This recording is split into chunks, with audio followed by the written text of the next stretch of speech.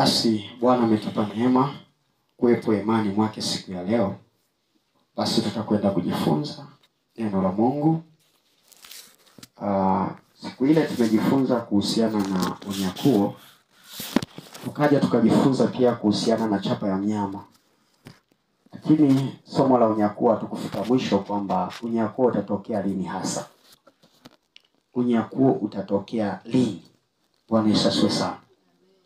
Biblia inasema hakuna ajuaye siku wala saa. Lakini Mungu hajatuacha bila kutupa dalili za nini? Za unyakuo. Haleluya.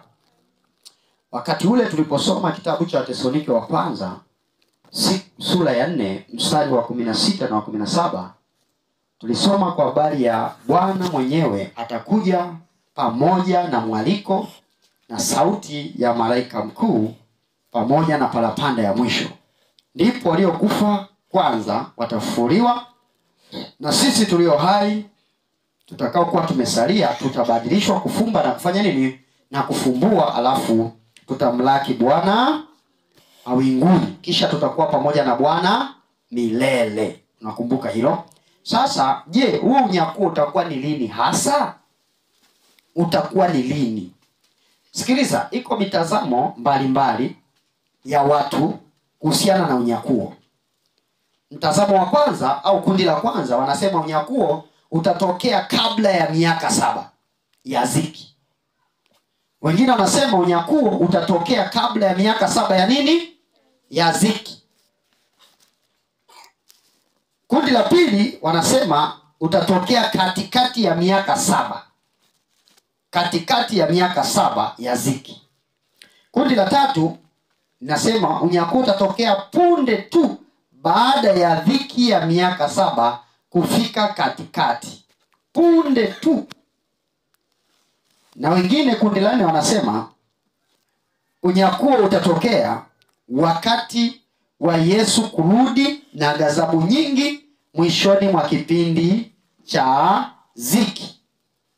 Na ukiangalia watu wengi wamekuwa na sintofahamu kuhusiana na ziki itakuwa lini hasa. Bwana Yesu asifiwe sana. Na wanaosema kwamba dhiki, wanaosema unyakuo utatokea kabla ya ziki, wana hoja zao wanazosimamia.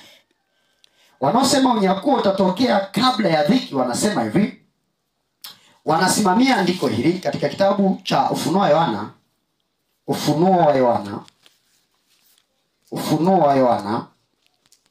Twende pamoja. Ufunuo wa Yohana sura yake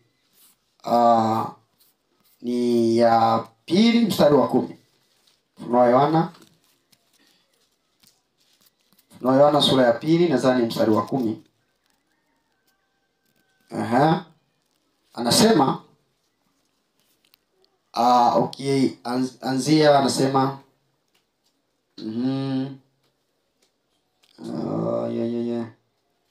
nadhani mstari wa 10 kweli. Nami nitakulinda saa ya uharibifu, ni mstari wa 10 au ni sura ya 3 mstari wa 10. Ufunuo wa Yohana sura ya 3 mstari wa 10, nami nitakulinda katika ile saa ya uharibifu.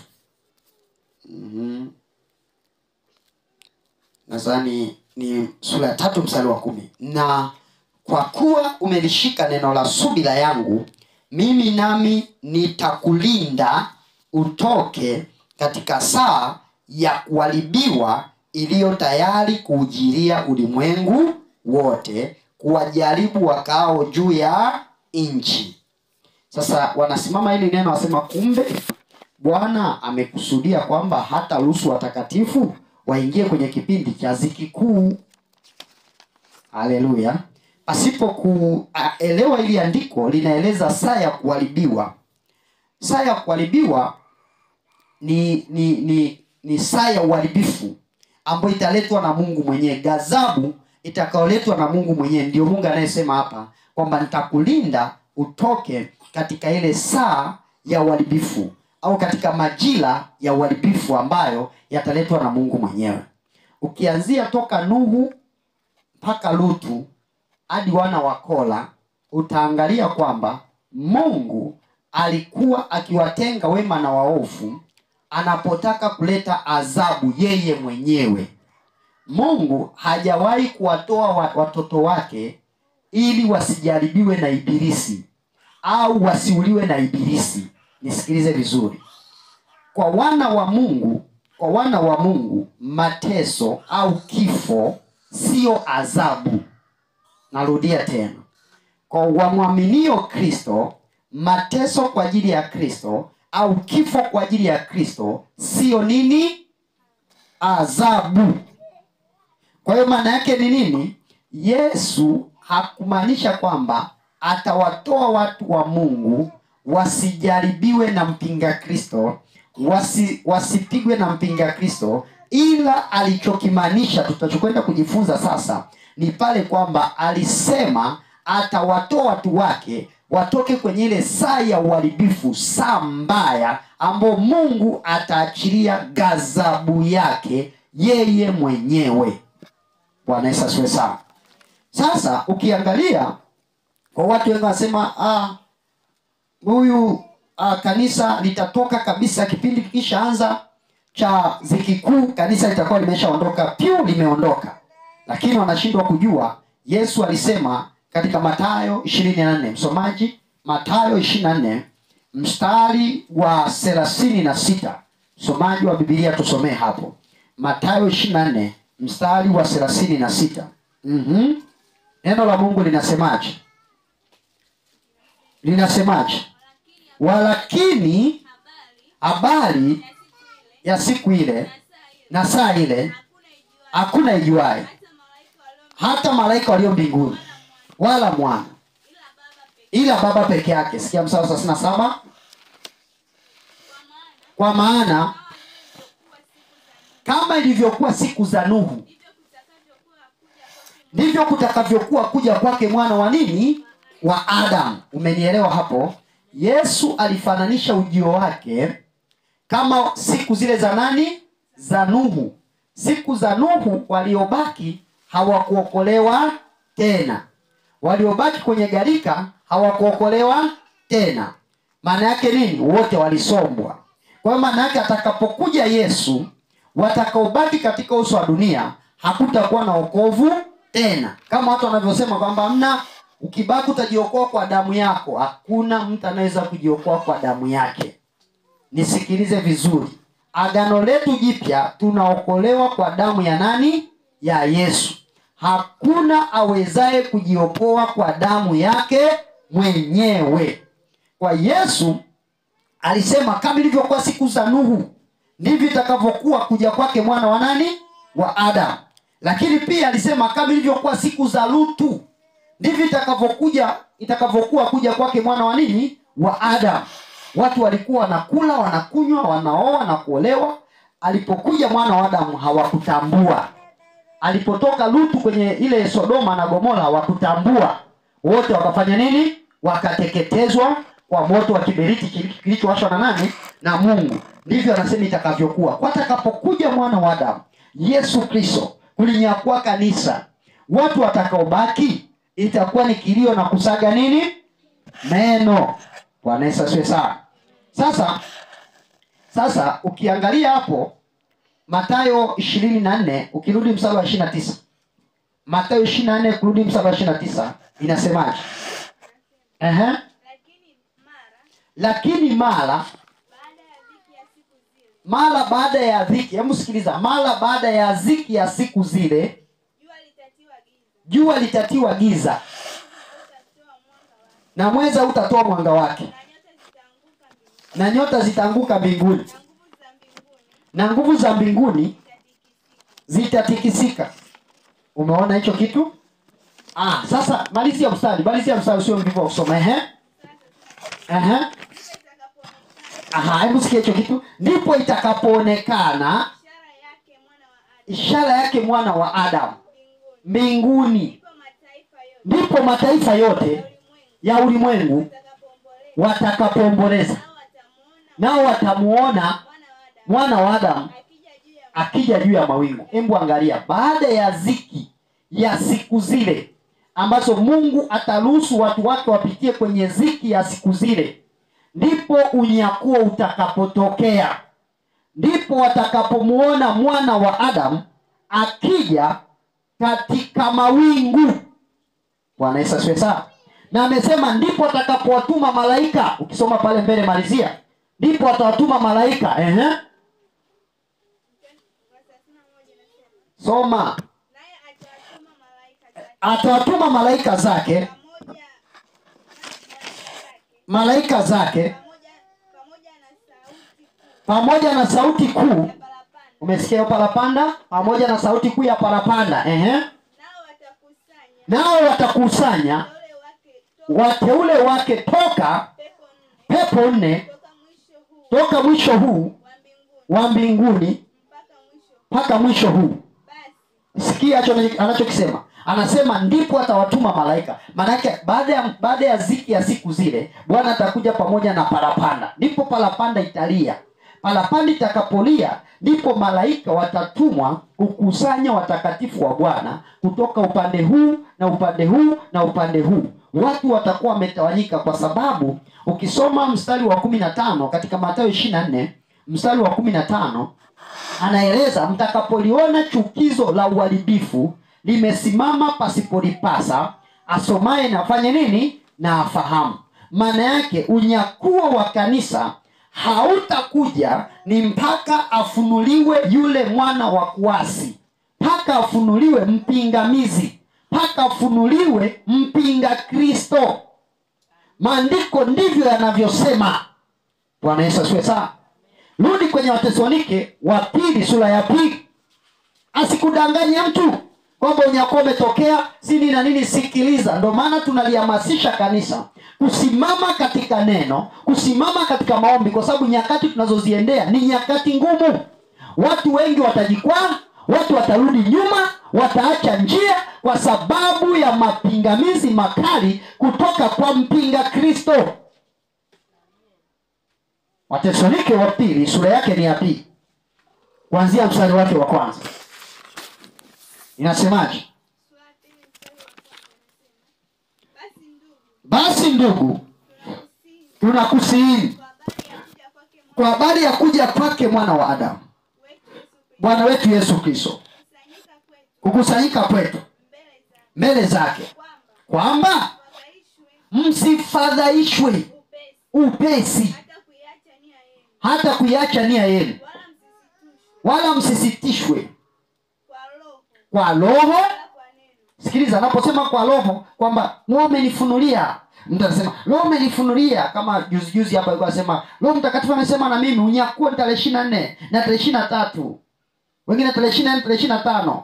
Nadhani ndio kuepo kipindi kile mlifuatilia sana. Anasema msisitishwe, msisitushwe. Mtu akasema ni kwa roho. Roho asema msisitishwe kwa roho, wala kwa neno, wala kwa walaka.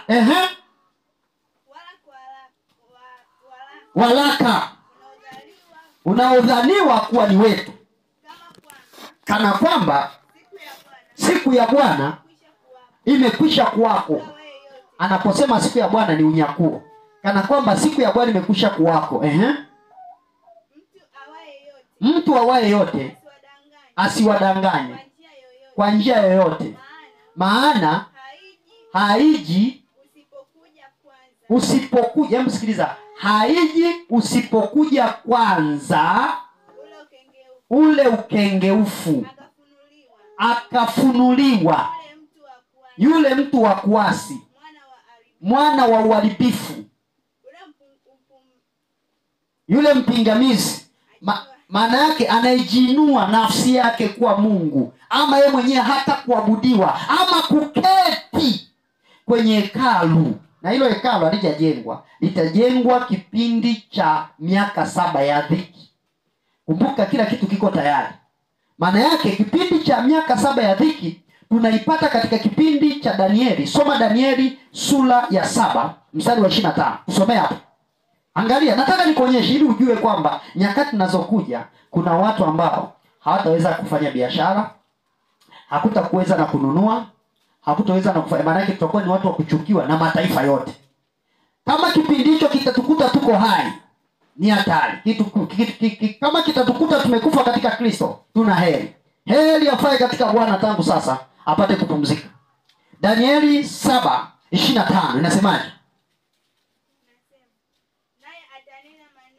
Naye atanena maneno kinyume chake aliye juu.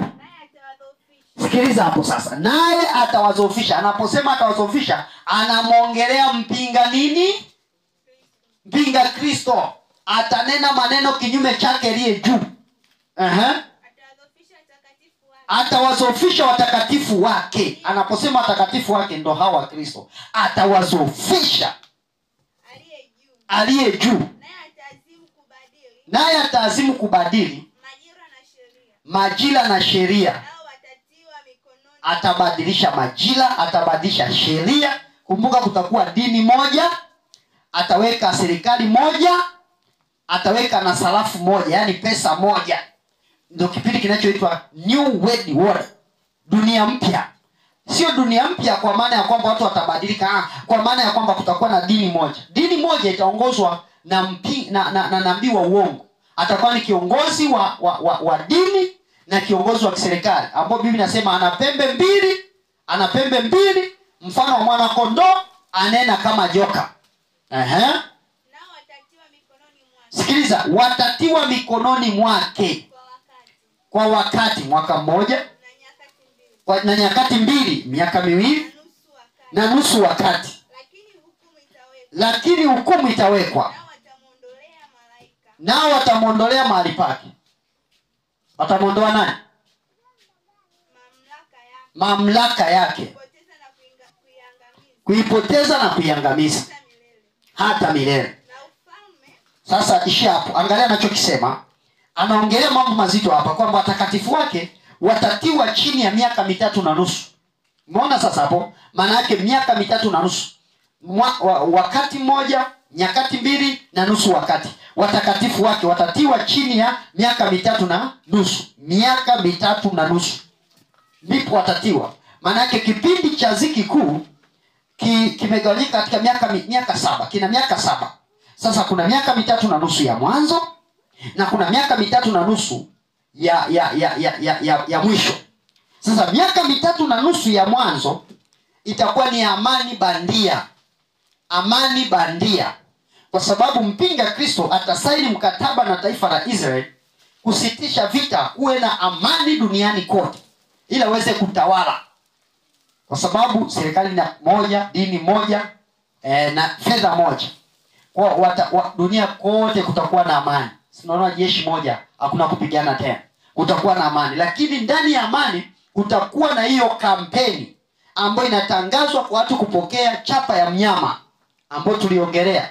Chapa ya mnyama ambao watu wataingiziwa kifaa ambacho kitakuwa kina taarifa zao zote. Taarifa zao zote. Na nilikwambia ili huyo mtu aweze kufanya biashara anatakiwa kuwa na hiyo chip. Anatakiwa kuwa na hiyo chip ndogo ambayo atapewa kama kitambulisho chake cha kumtambulisha kwamba ni raia na mkazi wa dunia.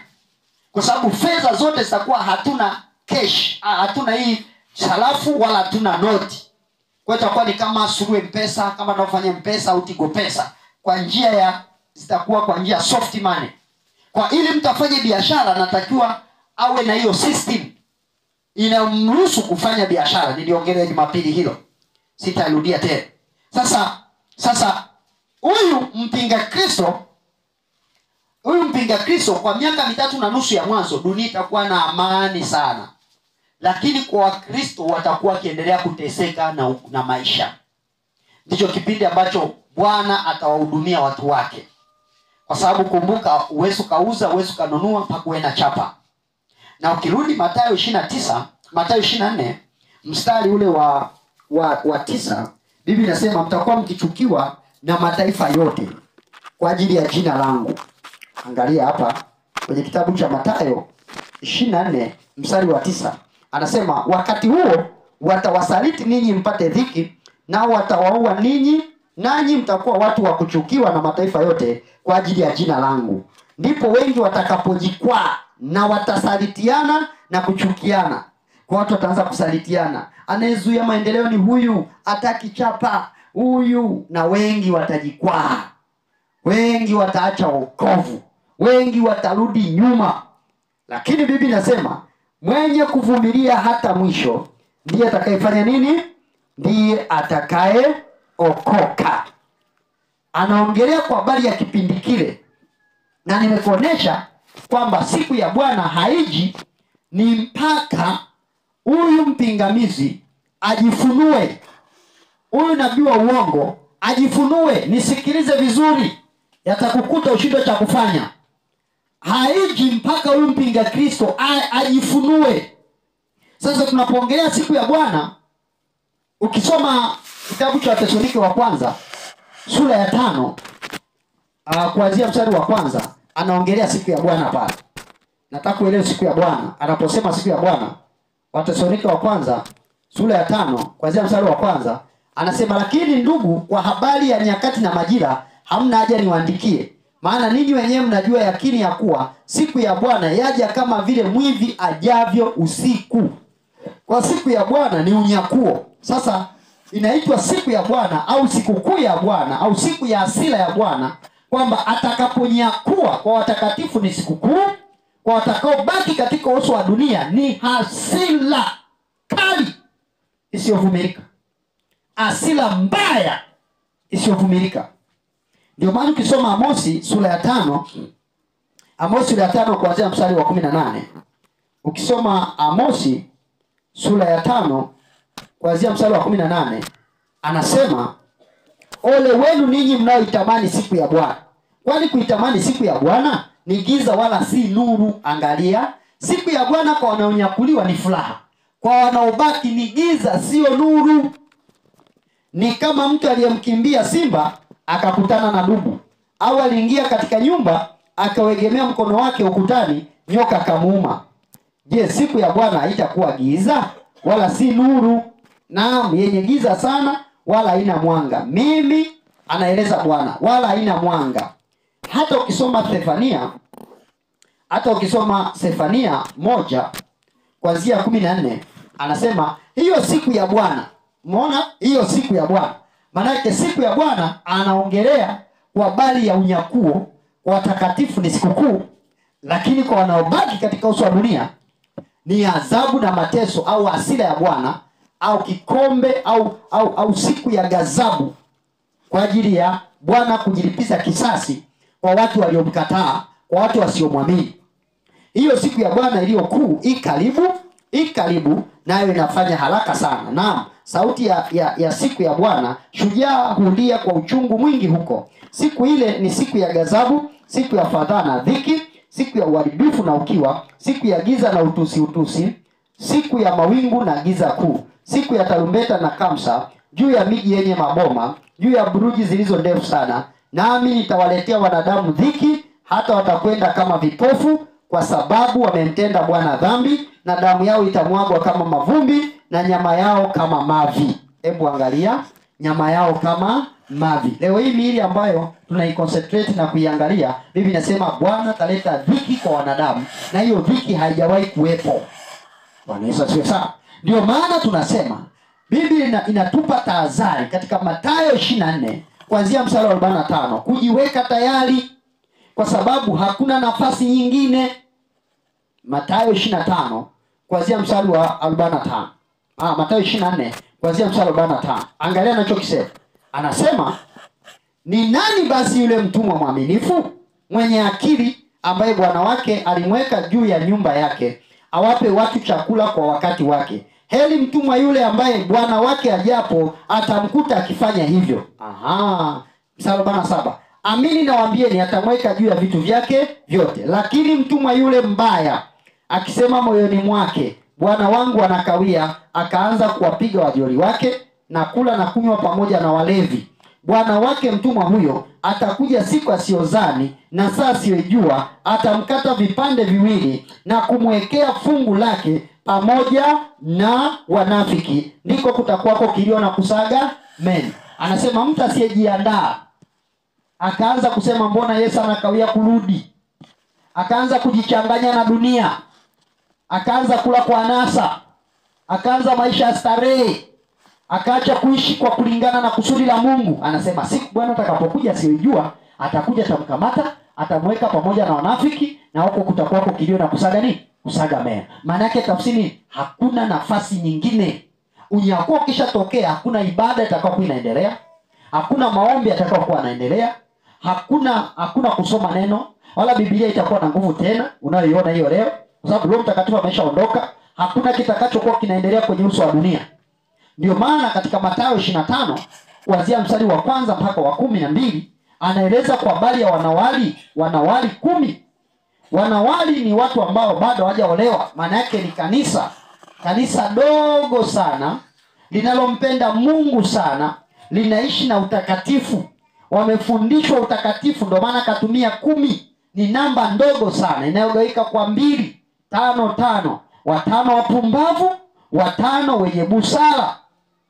Biblia inasema wote walilala usingizi, walichoka. Kama unavyoona kanisa, wote wanalala usingizi, wanachoka. Lakini kitu kilichoamsha ni mwaliko.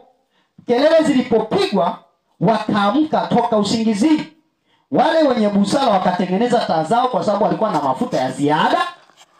Na wale wengine wakasema, tunaombeni mtuongezee mafuta, hatuna. Biblia inasema, angalia walichowaambia, wakasema, nendeni mkajitafutie nini? Mafuta. Alafu jambo la kushangaza, acha nikuonyeshe.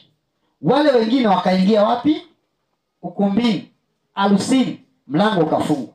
Biblia inasema wale walienda kutafuta mafuta, wakarudi wakasema, tufungulie. Yule akasema, siwajui ninyi mtokako. Hebu angalia, ni kitu gani hichi ambacho unyakuo umetokea, lakini kuna watu hapa bado wamepata mafuta. Mafuta ni nini? Wamepata nini hawa? Maana yake nini? Unyakuo utatokea, wako watu duniani watabaki kusema, Yesu tumekukubali kuanzia leo, tunaomba Bwana tunyakue, tunakubali kuacha dhambi zetu. Yesu atasema, siwajui ninyi. Maana yake hakuna second chance, hakuna nafasi ya pili. Ndio maana lazima tujiweke tayari kama kanisa kwa habari ya kunyakuliwa na kwenda mawinguni kumlaki Bwana. Na ndio maana nilikuonyesha mikakati inayoendelea sasa ya kuhalakisha chapa ya mnyama. Na utakaposikia tu, utakapoona tu mkataba wa amani umesainiwa, wala watu wa duniani hawatajua kwamba tumeshaingia kwenye kipindi cha ziki.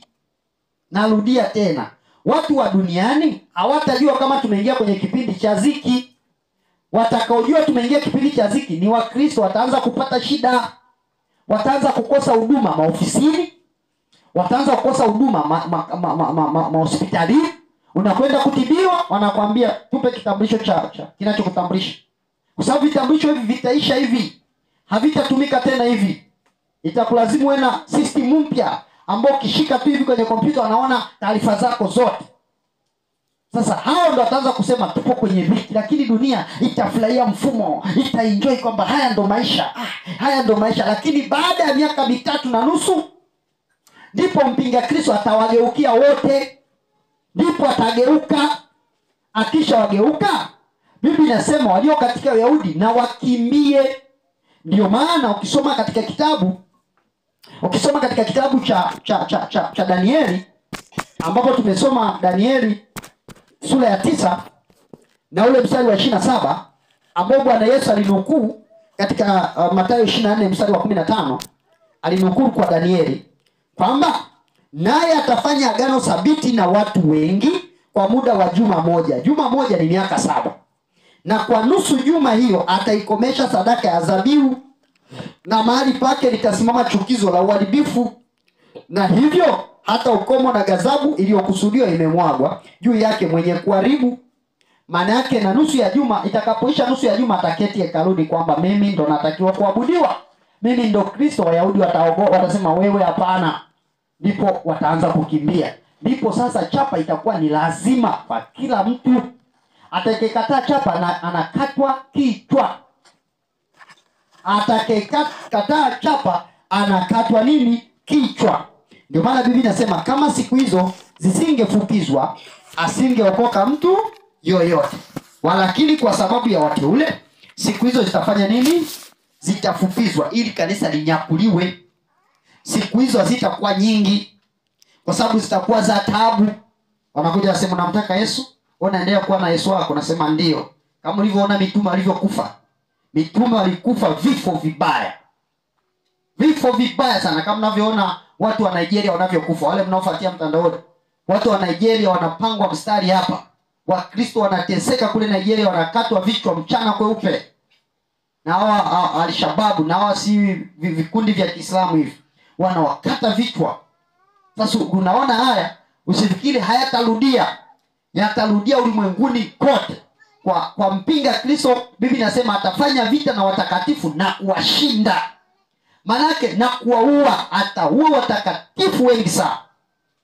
Ndipo ukisoma kitabu cha Ufunuo wa Yohana sura yake ni 20, Yohana aliona haya kuanzia mstari wa 4. Kisha nikaona viti vya enzi, wakaketi juu yake, nao wakapewa hukumu. Nami nikaona roho zao waliokatwa vichwa. Sikiliza, kuna watu walikatwa vichwa na watakatwa vichwa. Nani ajuaye? Pengine tuko humu ndani tutakatwa vichwa. Nani ajuaye? Pengine huko humu ndani utasema mimi siwezi kumwacha Yesu, atakukata kichwa. Heri wewe utakayekatwa kichwa kwa sababu ya Kristo, utaenda mbinguni. Waliokatwa vichwa kwa ajili ya ushuhuda wa Yesu na kwa ajili ya neno la Mungu, na hao wasiomsujudia yule mnyama. Kumbuka kuna watu waliokatwa vichwa kwa ajili ya ushuhuda wa Yesu, na wale ambao hawakumsujudia mnyama wala sanamu yake, wala hawakuipokea chapa katika vipaji vya nyuso zao wala katika mikono yao, nao Biblia inasema wakawa hai. Hawa ndio walionyakuliwa, wakawa hai, wakatawala pamoja na Bwana miaka 1000. Mstari wa 5. Hao watu waliosalia hawakuwa hai hata itimie ile miaka 1000. Mstari wa 6. Huo ndio ufufuo wa kwanza. Heri na mtakatifu ni yeye aliye na sehemu katika ufufuo wa kwanza. Juu ya hao mauti ya pili haina nguvu. Mauti ya pili haina nguvu. Ndio maana kuna ufufuo wa aina mbili tu. Ufufuo wa aina ngapi? Wa aina mbili. Kwa hiyo wanaosema kwamba watu watajiokoa kwa damu zao ni uongo. Unyakuo ukishatokea, kwanza unyakuo utaambatana na ufufuo wa kwanza. Waliokufa katika Kristo watafanya nini? Watafufuliwa. Wale waliokufa dhambini hawatafufuliwa mpaka iishe miaka 1000. Ndipo watakapofufuliwa. Unaitwa ufufuo wa nini? Wa hukumu. Bwana Yesu asifiwe sana. Kwa hiyo kuna ufufuo wa aina mbili. Ufufuo wa uzima au unaitwa ufufuo wenye haki, na ufufuo wa hukumu. Tunaupataje huo? Tunaupata katika kitabu cha Yohana sura ya 5 kuanzia mstari wa 28. Hii inasema msistajabie maneno hayo, kwa maana saa yaja ambayo watu wote waliomo makaburini wataisikia sauti yake. Nao watatoka, wale waliofanya mema kwa ufufuo wa uzima, na wale waliotenda mabaya kwa ufufuo wa hukumu. Angalia anachokisema, waliotenda mema kwa ufufuo wa uzima, waliotenda mabaya kwa ufufuo nini? Wa hukumu. Umeona? Kwa hiyo kuna ufufuo aina mbili. Kwa hiyo watakao kuwa wamekatwa vichwa wakati wa ziki, na wale watakao kuwa wamesalia wamejificha kwenye milima, wamejificha kwenye mapango, wamejificha kwenye mito, ambao hawajapokea chapa ya mnyama, ambao wamekataa kupokea kuisujudia sanamu, Biblia inasema watakuwa hai, maana yake watanyakuliwa, watatawala pamoja na Bwana milele. Tunajuaje kwamba ndio watakaonyakuliwa? Haya, njoo kwenye kitabu cha Ufunuo wa Yohana sura ya 14. Ndio Ufunuo wa Yohana sura ya 14. Angalia hapa, Ufunuo wa Yohana sura ya 14 kuanzia mstari wa 13. Acha tuangalie hapa. Anasema nikasikia sauti kutoka mbinguni ikisema, andika, heri wafu wafao katika Bwana tangu sasa, naam, asema Roho, wapate kupumzika baada ya taabu zao, kwa kuwa matendo yao yafuatana nao. Kipindi wanachoambiwa hichi ni kipindi cha ziki kuu. Ziki inaendelea kwenye dunia, inaendelea kabisa, watu wanakufa. Akasikia sauti ikisema, heri watu wanaokufa sasa katika Bwana, wanayo heri wapate kupumzika. Haya, mstari wa 14. Baada ya hapo, kisha nikaona natazama wingu jeupe, na juu ya wingu hilo ameketi mmoja mfano wa mwanakondoo, mwenye taji ya dhahabu juu ya kichwa chake, na katika mkono wake mundu mkali. Na malaika mwingine akatoka katika hekalu akimlilia kwa sauti kuu yeye aliyekuwa ameketi juu ya lile wingu, tia mundu wako ukavune, kwa kuwa saa ya kuvuna imekuja, kwa kuwa mavuno ya nchi yamekomaa. Na yeye aliyeketi juu ya wingu akautupa mundu wake juu ya nchi kavunwa. Kisha muona nchi kavunwa. Sasa tunapoongelea mavuno, tunarudi kwenye mfano aliousema Yesu. Kumbuka huyu hapa amemuona malaika ameketi kwenye mawingu, afa kasikia sauti, tia mundu wako kavune, maana mavuno yako yako tayari. Maana yake ndio kipindi cha unyakuo. Ndio maana kwenye Mathayo 24 tuliona Yesu anatuma malaika zake. Biblia inasema mara baada ya ziki ya siku zile, kuanzia mstari wa 29, 30, 31. Mara baada ya ziki ya siku zile, Biblia inasema ndipo itakapoonekana ishara yake mwana wa Adamu. Ndipo atakapotuma malaika pamoja na sauti ya parapanda. Ndipo atatuma malaika wawakusanye wateule wake. Ndipo tunaona katika mstari huu Ufunuo Yohana 14 kuanzia huo mstari wa 13, 14, 15 anasema tia mundu wako kavune. Ndipo malaika wakatumwa kufanya nini? Kukusanya wateule wa Bwana. Ndio maana utaangalia katika mfano aliosema Yesu kwenye Mathayo 13, na ule mstari wake wa 36. Mathayo 13 mstari wa 36 anasema, kisha Yesu akawaambia makutano kisha Yesu akaaga makutano akaingia nyumbani. Wanafunzi wake wakamwendea wakasema, tufafanulie mfano wa magugu ya kondeni. Akajibu akasema, zipande zile mbegu njema ni mwana wa Adamu, lile konde ni ulimwengu. Zile mbegu njema ni wana wa ufalme, na yale magugu ni wana yule mwovu. Yule adui aliyepanda ni Ibilisi. Mavuno ni mwisho wa dunia. Angalia, tunaposema mavuno ni mwisho wa dunia, unyakuo ule utakapotokea, yale ndo mavuno. Yaani ule ndo mwisho wa dunia pale. Kwa nini inaitwa mwisho wa dunia? Yanayoendelea hapo ni mapigo kwa waliomwacha Mungu. Walionyakuliwa watakaa na Bwana milele. Wanakaa na Bwana milele. Ndio maana akasema yule adui aliyepanda ni Ibilisi, mavuno ni mwisho wa dunia, na wale wavunao ni malaika. Ndio maana ukirudi kwenye Mathayo 24, 29, 30, 31, ndipo atawatuma malaika wakakusanya wateule wake. Maana yake watawanyakua. Ndio maana tunaona watu wanaigiza mtu ananyakuliwa na malaika, piu wanaenda. Kila mtu na malaika wake. Kwa malaika watatumwa. Kila mtu na malaika wake anamnyakua pale alipo. Bwana Yesu asifiwe sana. Ndio maana akasema, basi kama vile magugu ya kusanyavyo na kuchomwa motoni, ndivyo itakavyokuwa katika mwisho wa dunia.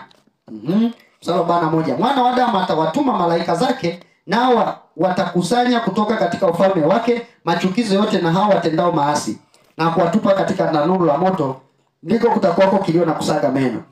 Ndipo wenye haki watakapong'aa kama jua katika ufalme wa Baba yao. Mwenye masikio na asikie. Umeona sasa? Mavuno ni mwisho wa nini? Wa dunia. Yesu atatuma malaika zake kwa ajili ya mavuno. Na mavuno ni mwisho wa dunia. Ndio maana ukirudi kwenye Ufunuo wa Yohana sura ya 7.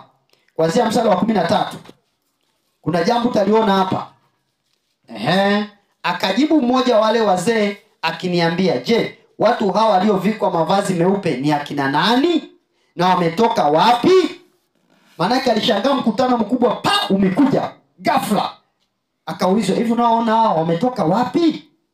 Yohana akajibu mstari wa 14, nikamwambia, Bwana wangu wajua wewe. Akanambia, hao ndio wanaotoka katika dhiki ile iliyokuu. Kuna watu watatoka kwenye dhiki iliyokuu, ndio huo unyakuo. Maana yake utatokea punde tu, mara baada ya miaka 3.5 kuisha. Pale tu siku hazitapita kadhaa, kanisa litaondoka. Bwana Yesu asifiwe sana. Nikamwambia, Bwana wangu wajua wewe. Akanambia, hao ndio wanaotoka katika dhiki ile iliyokuu, nao wamefua mavazi yao na kuyafanya meupe katika damu ya mwana kondoo. Umeona? Damu ya nini? Ya mwana kondoo. Maana yake hakuna anayeweza kujiokoa kwa damu yake mwenyewe. Tunaokolewa kwa damu ya nani? Ya mwana kondoo. Haleluya. Kwa huwezi kujiokoa wewe mwenyewe. Kwa tunajiokoa kwa damu mwana kondoo. Kwa mpinga Kristo nimekuambia atakuja kama mtu mwema. Na hapo ndipo atakapoanza kulazimisha chapa pale ambapo sasa miaka 3.5 imefanya nini? Imeisha. Na huo ndio wakati wa watakatifu kukimbilia mapolini na milimani, kwa sababu itakuwa ni lazima. Mwanzoni walikuwa na teso kisaikolojia. Wanaambiwa huwezi kufanya biashara, huwezi kuendelea na kazi yako, huwezi kufanya hiki mpaka uwe na chapa. Kwa watakuwa wanateseka na wengi watapoteza maisha yao waliokuwa naishi hapo mwanzoni. Na ndio maana Biblia inasema kama siku hizo zisingefupizwa asingeokoka mtu yoyote.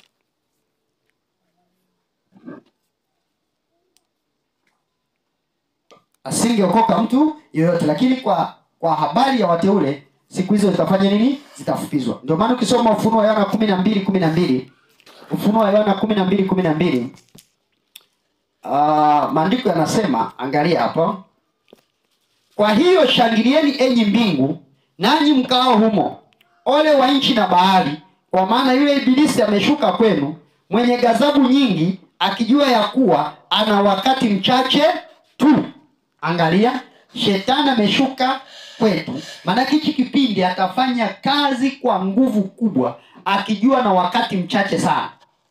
Atafanya kazi kwa nguvu kubwa, akijua. Ndio maana Biblia inasema ole wa nchi na bahari.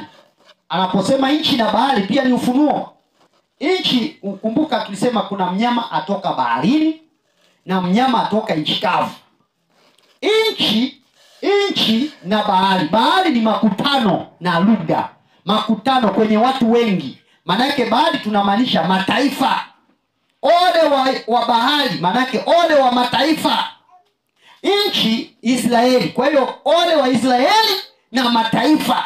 Maana yake shetani atapiga kote atakapowageuka Israeli. Maana yake hapo ni chapa ya lazima. Waisraeli wengi Biblia inasema neema ya Mungu itakuwa juu yao. Biblia inasema wote wataokolewa. Sababu Mungu ameshaweka agano na wana Israeli. Wana Israeli kipindi hicho wengi wataokolewa. Na ndio maana unaona sura ya 7 walipigwa chapa. Walianza kuandikwa chapa ya Mungu, muhuri wa Mungu. Wakaanza kuwekewa muhuri. Kwenye kabila la Rubeni, kwenye kabila la Dani unaona 12,000. Kwenye kabila la Benjamini 12,000. Kwenye kabila la nani? Labda la Yuda 12,000. Kwa kila makabila yote wakawekwa muhuri wa nani? Wa Mungu. Kwa hapa maana yake nini? Ole ni kwa wote. Ole si kwa mataifa tu. Ole ni kwa Israeli. Ole pia ni kwa watu wa mataifa. Bwana Yesu asifiwe sana. Kwa hiyo kumbuka, nasisitiza sasa kwamba eti Mungu atalinyakua kanisa lisiingie kwenye dhiki, kwa sababu umeshajua sasa kwamba dhiki itaanza baada ya miaka 3.5 kwa mataifa, lakini mwanzoni haitajulikana kuwa ni dhiki kwa mataifa, kwa sababu watakaoteseka ni Wakristo. Umeelewa mpaka sasa? Kumbuka kwamba mateso na kifo ndani ya Kristo sio punishment, sio adhabu. Kufa ndani ya Kristo ni furaha. Paulo anasema katika Wagalatia 2:20 kwamba nimesulubiwa pamoja na Kristo, lakini ni hai si mimi ninaishi tena, bali Kristo anaishi ndani yangu. Na uhai nilio nao katika mwili ninao katika imani ya mwana wa Mungu aliyenipenda mimi, akatoa nini? Akatoa nafsi yake. Kwa ndani yetu sisi tunaishi na Kristo. Kristo ndani yetu na sisi ndani ya nani? Ya Kristo. Ndani yake tunaishi, ndani yake tunakwenda na kuwa na afya zetu. Kwa maana Wafilipi 1:21 Biblia inasema kuishi kwangu ni Kristo, na kama kufa ni kwa faida. Kama kufa ni kwa nini? Kwa faida. Kwa usifikiri kwamba Mungu hata waacha watu watiwe chini ya mpinga Kristo. Na Biblia inasema watatiwa chini ya mpinga Kristo kwa muda wa miaka 3.5. Watatiwa chini ya mpinga Kristo. Maana yake kwa nini watatiwa? Si kwamba Mungu hawapendi.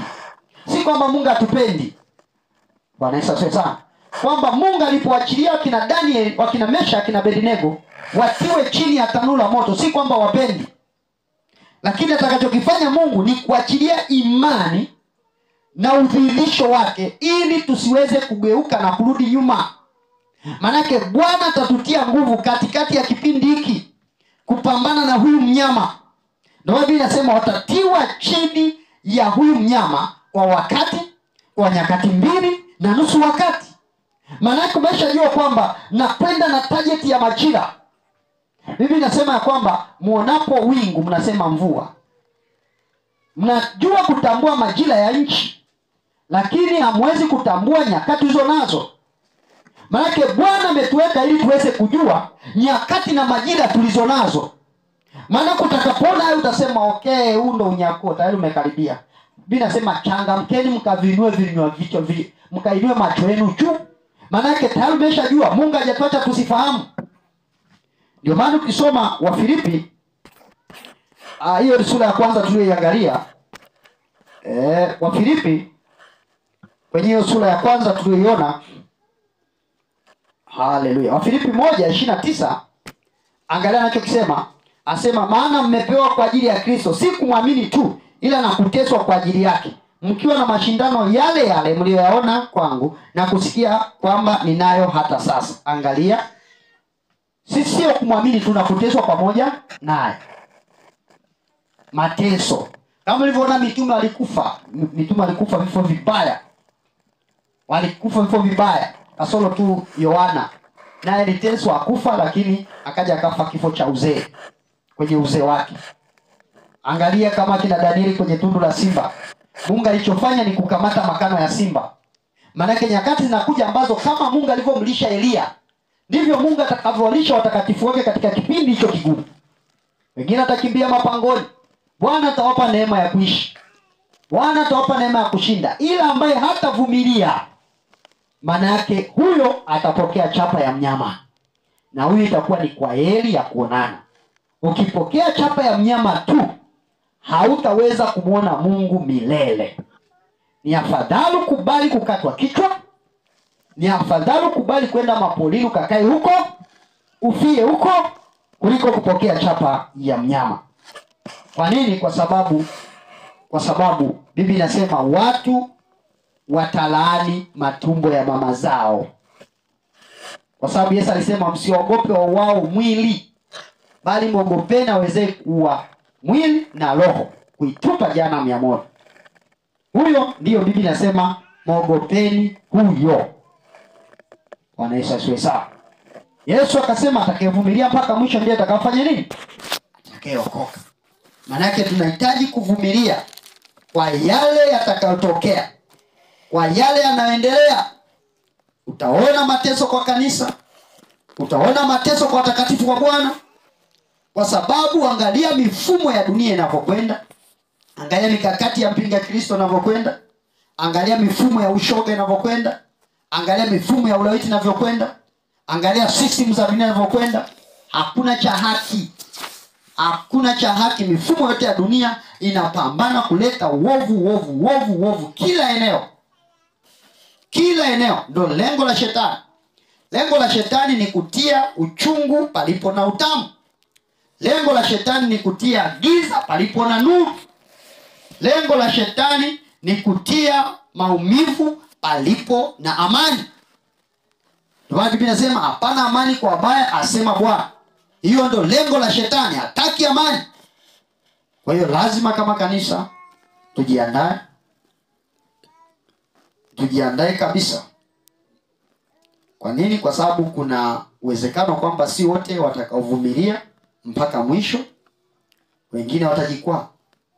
Mimi nasema wengine watajikwaa na kurudi nyuma. Watajikwaa na kurudi nyuma. Ni maombi yangu kwamba tuwe na uvumilivu mpaka mwisho. Tuvumilie atakayotokea. Tuendelee kumtazama Kristo aliyesema ulimwenguni mnayo dhiki, lakini jipeni moyo, mimi nimeushinda ulimwengu. Yeye aliyeushinda ulimwengu anakaa ndani yetu. Kama aliyeushinda ulimwengu anakaa ndani yetu, nasi kadhalika tunao uwezo wa kushinda ulimwengu, kwa sababu